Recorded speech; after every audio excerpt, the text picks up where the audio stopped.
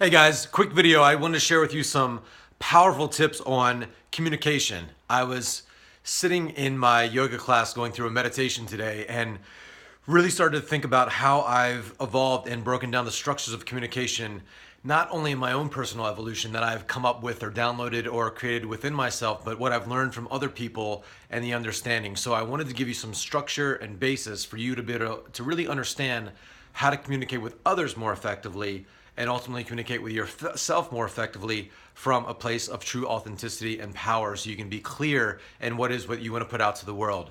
You see, when I was young, I remember it was impossible to walk by a mirror without looking at it, to seeing how I look. And I was so concerned about my image. And maybe you've been in that place too, or maybe you're still there right now, so concerned. And it's like my vision. They say there's a difference between having sight and having vision.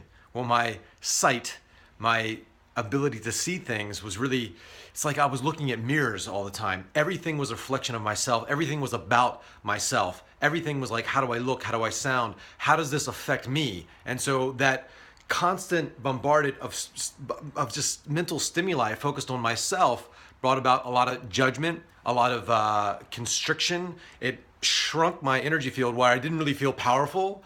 And so you go through a process as you get older and you're out there putting yourself out there. And I think it's just part of growing up. You start to change those mirrors into windows where now you're looking out. You notice things about the world, about people. You see that things aren't always about you. Maybe you get into a relationship, you get a job, there's something there that you're doing, you have a career, you have things outside of yourself, or you're interacting with other human beings, and what you're doing isn't always about you.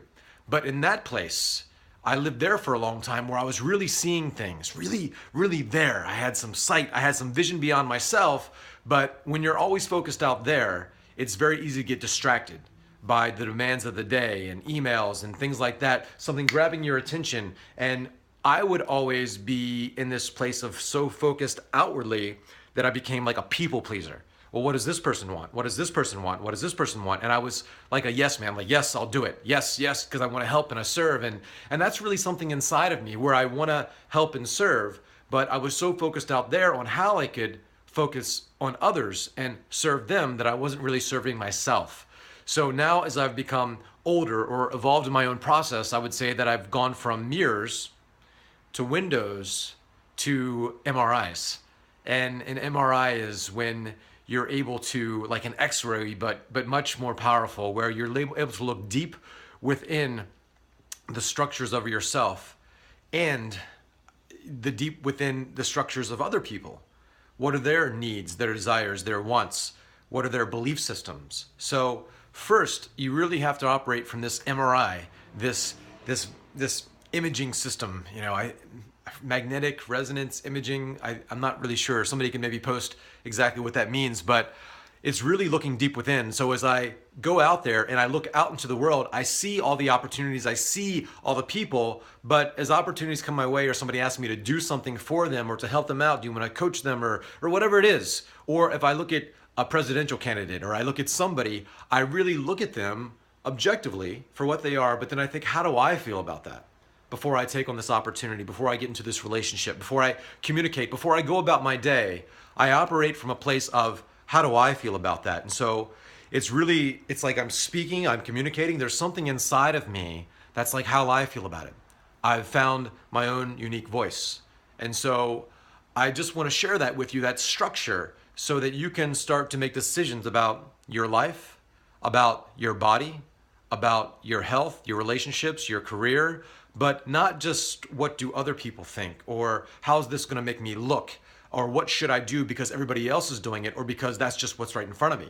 How do you feel about that? Deep within yourself, how do you feel about that? And really looking deep within the structures of what's coming at you or the people that are around you, what's really going on inside of them? What are their desires? What are their needs? What are their, maybe some of their manipulations? What are their intents would be a better word. What is the intent of this person? What do they want? What are they trying to get? Or how can I be a part of that? Or maybe we can work together. If you've been to a Tony Robbins event, Unleash the Power Within, I've been to this thing, I think 38 times, so I pretty much know it word for word, and I've really internalized a lot of this. And so you see people jumping up and down, shouting things, changing their triad, physiology, focus, language, and meaning to bring about an emotional state of resourcefulness so they can be more effective in their communication, not only with others, but themselves.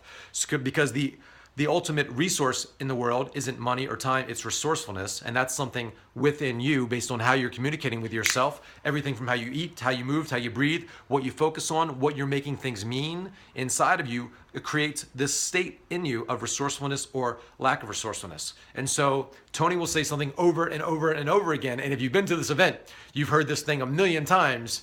He says, find your center, make your move. Find your center, make your move. Find your center, make your move. Find your center, make your move. Find your center. Find that place within you. Find your center. Get centered. Become the center. You know, not so distracted where everything's out there, where you're caught up in life and everything's taking you away. But for a moment, think, how do you feel? Find your center. Find that space within yourself. Find your center and make your move. Find your center. Find that place within you, that authentic, true place of who you are. How do you feel? You know, what do you want to create? What's your unique voice? And then you go out there and you make your move.